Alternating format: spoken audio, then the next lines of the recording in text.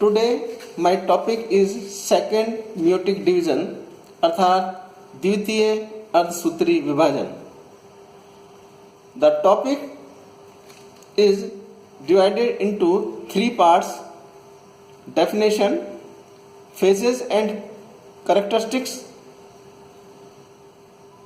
and third, significance of meiosis.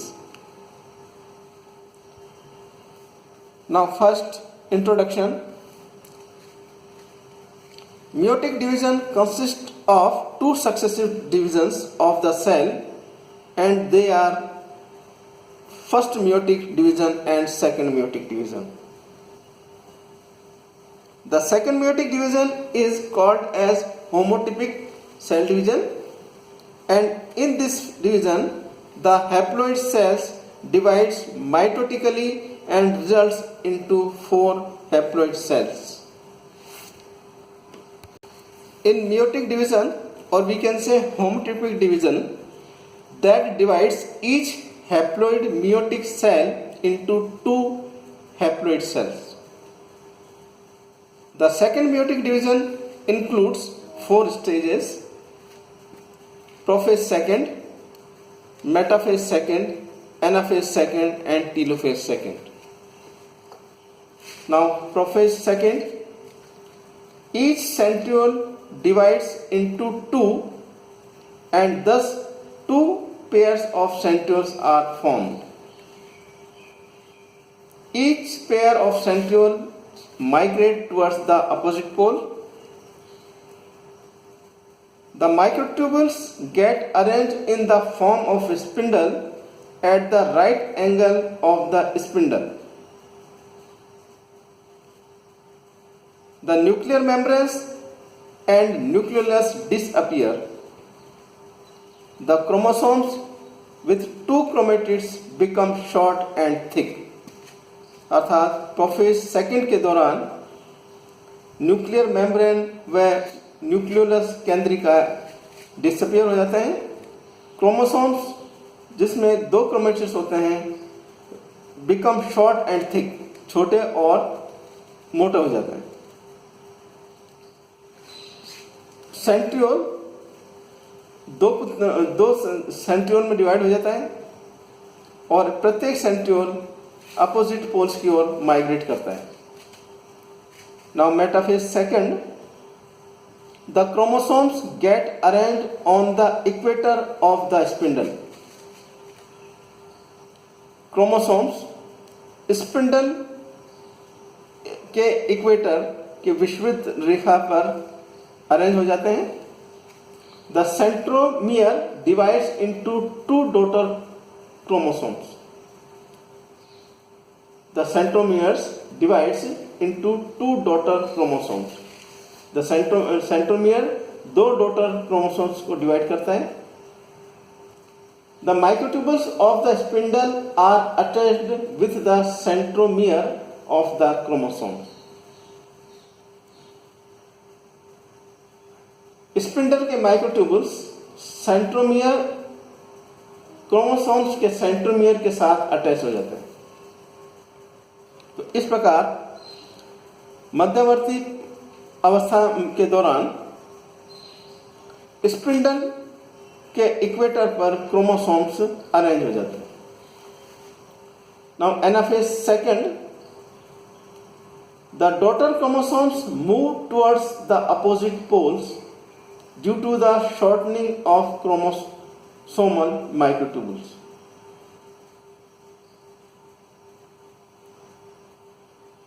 Daughter chromosomes विपरीत ध्रुवों की ओर गति करते हैं. किस कारण? Shortening of chromosomal microtubules. Microtubules chromosomal microtubes के छोटे हो जाने के कारण. Stretching of interzonal microtubules of the spindle.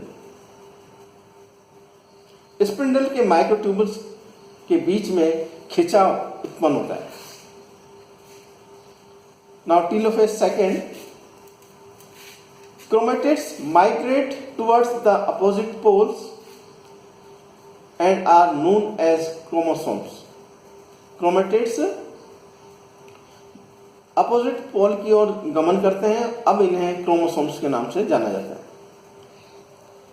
Nuclear envelope is formed around the chromosomes. Chromosomes के चारों ओर न्यूक्लियर एनवेलप केंद्रिका झिल्ली का निर्माण होता है।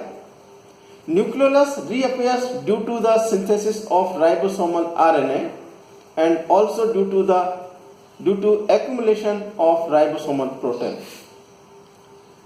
राइबोसोमल प्रोटीन्स के समुच्चन के कारण तथा राइबोसोमल आरएनए के संश्लेषण के कारण न्यूक्लियोलस रीअपियर हो जाता है। After the karyokinesis in each haploid meiotic cell, the cytokinesis occurs, resulting in the formation of 4 haploid daughter cells. Karyokinesis अर्थात न्यूक्लियर डिवीजन के पश्चात साइटोकाइनेसिस कोशिका द्रव्य का डिवीजन होता है, जिसके द्वारा 4 हैप्लॉइड कोशिकाओं का निर्माण होता है। These cells have different types of chromosomes due to the crossing over in the prophase first. इन कोशिकाओं में क्रोमोसोम्स विभिन्न प्रकार के होते हैं। किस कारण? प्रोफेज फर्स्ट में क्रॉसिंग ओवर के कारण। इस प्रकार असूत्री विभाजन सेकंड के दौरान 4 पुत्री कोशिकाओं का निर्माण होता है, जिसमें क्रोमोसोम्स विभिन्न प्रकार के होते हैं, क्योंकि उनमें प्रोफेज फर्स्ट के दौरान क्रॉसिंग ओवर पाया जाता है। Now significance of meiosis. अर्धसूत्री विभाजन का महत्व क्या है? The meiosis maintain a definite and constant number of chromosomes in the organism. जीव के अंदर क्रोमोसोम्स की संख्या को नियत रखने के लिए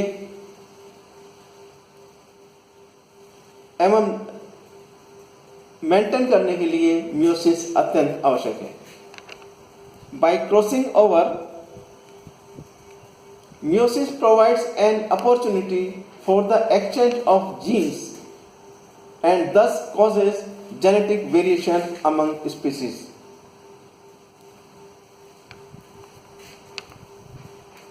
क्रॉसिंग ओवर के द्वारा अर्धसूत्री विभाजन एक अवसर प्रदान करता है जीन्स के एक्सचेंज के लिए, और यही कारण है कि विभिन्न जातियों के मध्य जेनेटिक वेरिएशन पाया जाता है। These variations are the raw material for the process of evolution. This variation are the raw material for the process of evolution. विकास की प्रक्रिया के दौरान इस प्रकार के जेनेटिक वेरिएशन एक कच्ची सामग्री होते हैं।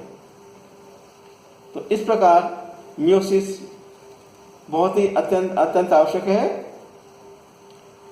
जीवों में क्रोमोसोम्स की संख्या को नियत रखने के लिए, जीन एक्सचेंज के लिए, जिनके द्वारा जेनेटिक वेरिएशन जातियों में संपन्न होता है, और इस प्रकार का वेरिएशन विकास प्रक्रिया के लिए कच्ची सामग्री का निर्माण करता है। इस प्रकार सेल डिवीजन के अंतर्गत mitosis, meiotic division first and meiotic division second का अध्ययन हमारे द्वारा किया गया। धन्यवाद।